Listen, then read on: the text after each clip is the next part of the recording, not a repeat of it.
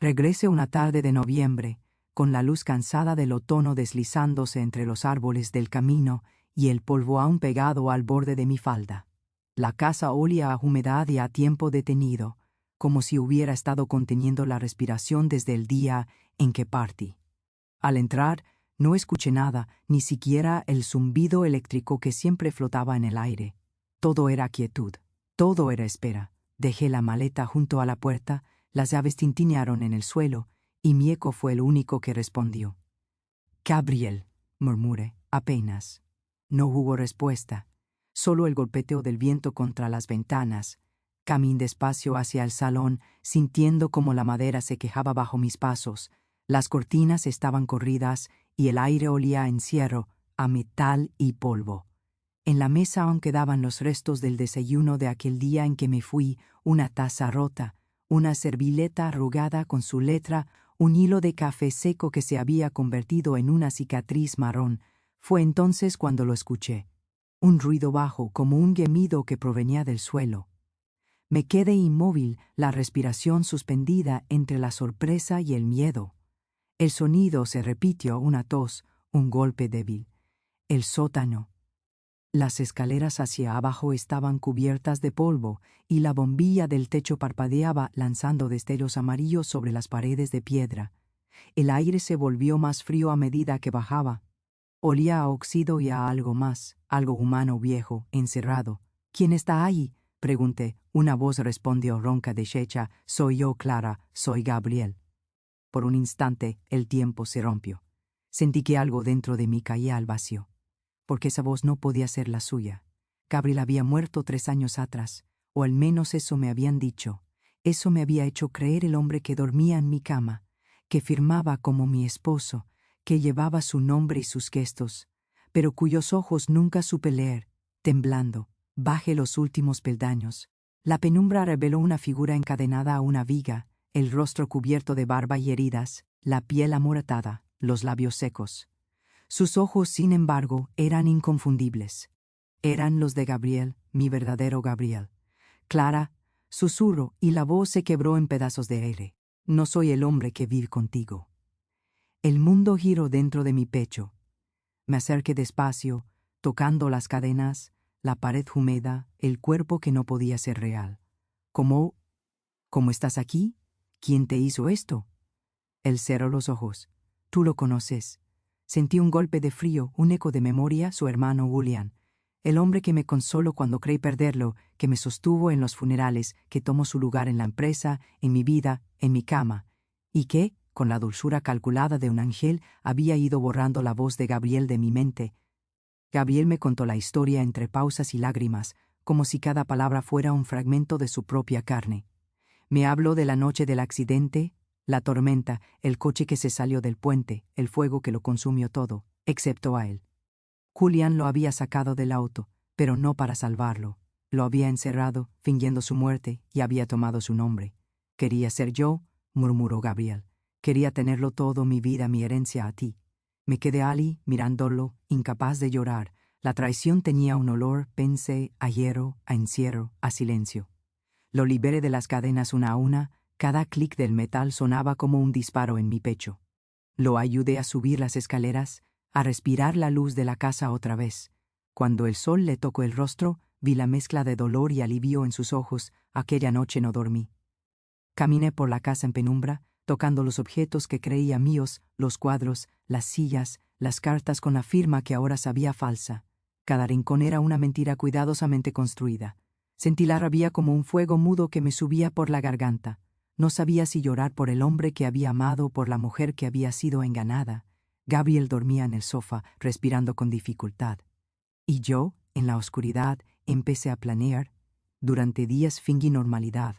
Fui al mercado, saludé a los vecinos, respondí los mensajes de Julián con palabras dulces. Él creía que aún estaba en Italia, revisando los últimos detalles del proyecto que, irónicamente, él mismo me había financiado. Cada palabra mía era un hilo más en la red que comenzaba a tejer. Le escribí que volvería el viernes por la noche, que le traería un regalo. Él respondió con un corazón. Esa noche, Gabriel y yo lo esperamos. Afuera llovía, como si el cielo repitiera la escena de su desaparición. Prepare la cena con manos frías, el vino listo, las luces encendidas. El reloj marcó las 9 cuando escuché al auto detenerse frente a la casa. El sonido de sus pasos en el porche, el clic de la cerradura, la puerta que se abre con confianza. Clara, dijo su voz, llena de esa falsa ternura que ahora era veneno. Lo observé entrar empapado con la sonrisa de quien cree poseerlo todo. Detrás de él, Gabriel apareció en silencio, emergiendo de la penumbra del pasillo. Julián se quedó inmóvil, la sonrisa se le cayó del rostro. Por un momento, los dos hermanos se miraron como si el aire no existiera entre ellos, uno vivo, el otro resucitado de su propio infierno. «¿Qué hiciste?», murmuró Julián. «No puede ser». Gabriel dio un paso hacia él. «Me robaste la vida. Yo te salvé. No, me enterraste con tus propias manos. Yo no hablé, solo observé cómo se miraban, cómo la rabia contenida de años se acumulaba en el silencio». Julián intentó retroceder, pero tropezó con la mesa. El vino cayó, tiñendo el suelo de rojo oscuro. Gabriel lo sostuvo del cuello, y por un segundo pensé que lo mataría. Pero sus ojos, llenos de fuego y lágrimas, se suavizaron. «Te perdono», dijo al fin, con una voz que no era humana, sino algo más profundo. Julián se derrumbó. Lloró como un niño, golpeando el suelo. La lluvia golpeaba las ventanas como aplausos de un público invisible. Nadie más en el mundo sabría jamás la verdad de esa noche. Al amanecer, Julián se había ido. La casa olía a madera húmeda, a calma después de la tormenta. Gabriel estaba en el porche, mirando cómo la luz gris se filtraba entre las nubes. Su rostro tenía una serenidad extraña, como si el dolor le hubiera dejado una forma nueva de existir. Durante semanas casi no hablamos. Vivíamos como dos fantasmas intentando recordar cómo era habitar el mundo, pero en sus silencios había algo distinto, una ternura cansada, una mirada que ya no buscaba venganza, sino verdad. A veces lo encontraba escribiendo en un cuaderno viejo, el mismo donde antes dibujaba planos de sus proyectos. Pero ahora llenaba las páginas con frases cortas, a medio camino entre la confesión y la poesía. Hay heridas que no se cierran con justicia, sino con tiempo. Una noche de invierno me desperté y no lo encontré. Busqué en la casa, en el jardín, en el sótano. Sobre la mesa del comedor había una carta. «Clara, lo que me mantuvo vivo todos estos años fuiste tú, incluso cuando creí que habías dejado de existir para mí. Pero ahora necesito aprender a respirar sin el peso del pasado. No puedo vivir entre las ruinas de lo que fuimos. Perdóname por no quedarme. No te llevo conmigo, te dejo libre». El papel olía a lluvia. Desde entonces, la casa permanece en silencio. A veces escucho el eco de sus pasos en el piso de arriba, o creo verlo entre los árboles cuando el sol cae. No sé si se fue lejos o si simplemente se disolvió en el tiempo. Y he aprendido a vivir con las sombras. A veces me despierta el sonido del viento en el sótano y bajo las escaleras solo para escuchar el silencio, para asegurarme de que no queda nadie encadenado a la abajo, porque comprendí que todos llevamos un sótano dentro, un lugar donde guardamos lo que no queremos ver, los nombres falsos, los recuerdos torcidos, las versiones de nosotros que dejamos morir, y en ese silencio, que ya no es miedo sino memoria, escucho la respiración de la casa, lenta, profunda, como si al fin estuviera viva otra vez. Afueras del pueblo, las hojas siguen cayendo sobre el camino. A veces camino hasta el puente, el mismo del accidente. El río ha cambiado, pero su rumor es el mismo, una voz que habla sin palabras, que lo arrastra todo y lo devuelve transformado. Cuando cae la tarde, me detengo a mirar el agua. Pienso que tal vez Gabriel está en algún lugar de ese horizonte, respirando la misma luz. Y entonces sonrío, sin tristeza, porque entiendo que la justicia no siempre es castigo, que a veces es simplemente poder seguir caminando sin miedo a mirar atrás. El viento se lleva mi nombre por un instante y lo deja suspendido sobre el río, como si el mundo, al fin, me devolviera el silencio que me había arrebatado él. Invierno se extendió sobre el valle como una respiración detenida. Los días eran breves, las noches interminables. En la casa, el tiempo se volvió una criatura paciente. Las paredes crujían como si sonaran. El fuego murmuraba su propia plegaria, y yo vivía en un presente suspendido, entre lo que fue y lo que aún no sabía nombrar. Pasaron semanas antes de que me atreviera a abrir el cuaderno que Gabriela había dejado sobre su escritorio. Tenía la tapa manchada de barro, y el borde de las páginas olía a humo, a bosque, a despedida. Dentro, su letra firme se volvía más temblorosa con cada línea, como si las palabras mismas le pesaran. Si algún día lees esto, Clara, no busques mi sombra, no me persigas, el hombre que fui no puede volver. Pero si alguna vez el río te susurra mi nombre, sabrás que sigo, Ali, en lo que el agua no olvida. Cerré el cuaderno y lo apreté contra el pecho. Afuera, la nieve comenzaba a caer, lenta, como una confesión que nadie escucha. Durante los meses siguientes, traté de reconstruir mi vida entre ruinas. Vendí parte de la empresa que había pertenecido a los hermanos, regalé los muebles que cargaban demasiado pasado y abrí las ventanas para que el aire nuevo entrara sin permiso. Pero en las noches, cuando el viento soplaba desde el norte, algo en mí seguía temblando. No era miedo. Era una forma de ausencia que dolía como si tuviera dientes. Una mañana recibí una carta sin remitente. El sobre estaba manchado de barro y la tinta, corrida por la lluvia, dejaba solo fragmentos legibles. No todo terminó. El fuego, Julian, el corazón me golpeó el pecho como si quisiera escapar. Sentí, de pronto, que el mundo volvía a encenderse bajo mis pies. Esa misma tarde conduje hasta la vieja casa de los hermanos, la finca en las afueras del bosque, donde Gabriel y Julian habían crecido. El camino estaba cubierto de ramas caídas y el olor a pino y tierra mojada llenaba el aire. La puerta principal colgaba torcida. Dentro, todo era polvo y silencio, pero en el salón, sobre la chimenea, encontré una fotografía enmarcada, los dos hermanos, niños, sonriendo junto a su madre. Detrás, con letra infantil, estaba escrita una frase: «Nada nos separará jamás». La ironía dolió como un cuchillo. Exploré la casa entera.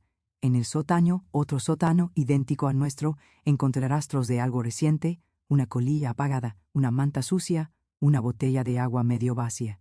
Y, en el suelo, una huella de barro fresco. Alguien había estado allí. Alguien seguía cerca. Esa noche regresé al pueblo. Llamé a una vieja amiga, Elena, que trabajaba en el archivo local. Me prometió revisar los registros médicos y judiciales.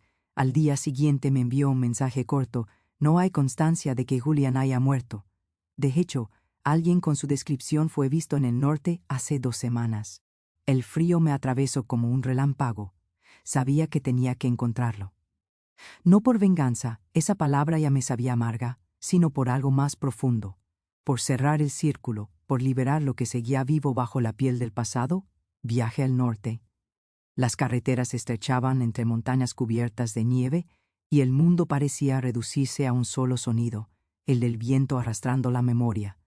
Llegué a un pequeño pueblo costero, donde el mar golpeaba las rocas como un corazón impaciente. Pregunté en la posada, en el puerto, en la iglesia.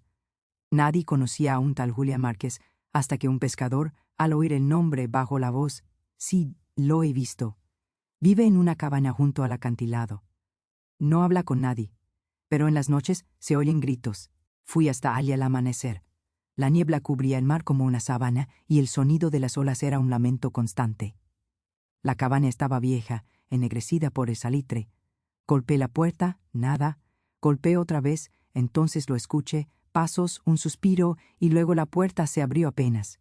Detrás, los ojos de Julián, hundidos, enrojecidos, irreconocibles. «Clara», murmuró con una voz que era casi un ruego. «Sabía que vendrías». No supe qué decir. Él retrocedió dejando pasar. Dentro, la cabaña olía a humo, a soledad, a culpa. Sobre una mesa había papeles, fotografías, recortes de periódico. En todas aparecía el rostro de Gabriel. «Lo veo todas las noches», dijo Julián, «en los sueños, en el agua. A veces me habla, a veces solo me mira». Me quedé en silencio, observando cómo temblaban sus manos. Había perdido peso, la barba le cubría casi todo el rostro. Parecía un hombre que llevaba demasiado tiempo conversando con sus propios fantasmas. «¿Por qué me escribiste?», pregunté al fin. Él me miró, y por un instante volvió a ser el Julián que una vez creí conocer, el que sabía mentir con ternura. «Porque no puedo seguir así. Porque lo que hicimos no fue solo a él, también a ti y a mí. Quiero que esto termine». Se levantó, caminó hasta el rincón más oscuro y sacó una caja de madera. La abrió. Dentro había un pequeño cuaderno negro, cubierto de ceniza. Esto es suyo. Gabriel me lo dio antes de que todo ocurriera. Nunca lo leí, no tuve valor. Tomé el cuaderno con manos temblorosas. En la primera página, escrita con su letra, una sola frase: la verdad nos entierra a Shermina. Sentí que el aire se partía en dos. Las páginas siguientes estaban llenas de notas, planos, nombres. Gabriel había descubierto los negocios oscuros de su hermano antes del accidente. Había intentado denunciarlo. Por eso Julián lo había silenciado. Todo está ahí, dijo él. Puedes entregarlo. Puedes limpiar su nombre. ¿Y tú? Pregunté. Me miró con una calma que Doria. Yo ya estoy condenado. Antes de que pudiera responder, salió al exterior. El viento arreciaba. Camino hasta el borde del acantilado. El mar rugía abajo, inmenso, infinito. Julián, grité, se volvió con una expresión que mezclaba culpa y alivio. Dile que lo siento si alguna vez lo ves. Y salto. El grito del mar lo devoró todo. Corrí hasta el borde, pero solo vi espuma y vacío. El viento arrastró su nombre lejos como si el mundo se negara a conservarlo. Me quedé allí hasta que el sol cayó. Luego regresé a la cabaña, sosteniendo el cuaderno como quien sostiene un corazón que aún late. En los días siguientes entregué los documentos a las autoridades. Las pruebas eran irrefutables. Fraudes, sobornos, robos, todo lo que Gabriel había intentado detener. Su nombre fue rehabilitado y su empresa, devuelta a la fundación que él había querido creer, pero la justicia no trajo paz. Solo un silencio más hondo. Volví a la casa. El invierno comenzaba a ceder y el río, bajo el puente, rugía con fuerza nueva. Me senté en el mismo lugar donde solíamos mirar las estrellas y abrí el cuaderno una última vez. En la última página, escrita con letra apresurada, había una nota que nunca había visto. Si algún día encuentras el fuego que me destruyó, no lo apagues. Míralo, porque dentro de él, tal vez, sigamos vivos los dos. Cerré los ojos. El viento olía a lluvia, y el sonido del agua parecía una voz lejana que repetía mi nombre, y entendí, por fin, que no hay justicia que devuelva lo perdido, ni perdón que borre lo que ardió. Solo queda seguir caminando, aunque las cenizas sigan pegadas a la piel. El sol se despidió detrás del bosque, tiñendo todo de un dorado tembloroso. Y allí, entre el rumor del río y el eco de las llamas, supe que el silencio bajo la casa ya no me pertenecía. Había aprendido a respirar. Pasaron los años como una corriente lenta, sin fechas, sin ruido. La casa, que alguna vez fue una jaula de sombras, aprendió a respirar conmigo. El polvo se volvió recuerdo, las paredes dejaron de murmurar.